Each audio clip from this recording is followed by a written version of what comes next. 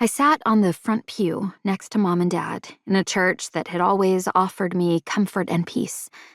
Until now. I tried to be strong for my parents. Mom's tears and Dad's swiping at his eyes and nose showed me I'd done a lousy job. A nightmarish numbness had taken over my body, except for a horrible churning in the pit of my stomach. I always believed in the power and purity of truth.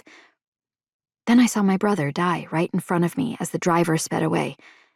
My FBI career and my faith were based on ensuring truth stood unwavering. Until now.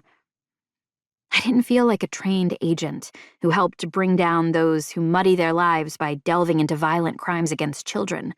Neither did I feel in control, certainly not with my scattered emotions.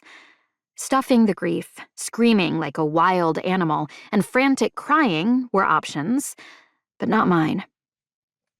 Where was God in the poisoning pain that had no antidote? A young man with a guitar exited the front platform and walked back to his pew. Although I assisted Mom and Dad in selecting the appropriate music and scripture for the service, I had no concept of the contents. Not even a word from the eulogy spoken by Trenton's sponsor. Mom and Dad had chosen a gunmetal gray casket. I'd gone with them to support their efforts, but my bravery collapsed when I was alone. I'd helped Mom go through photos and arrange them in chronological order for the funeral, and we both shed tears. I longed for my sweet brother, who loved animals and people. His death was my fault. I should have seen the car coming. Oh, the guilt and shame.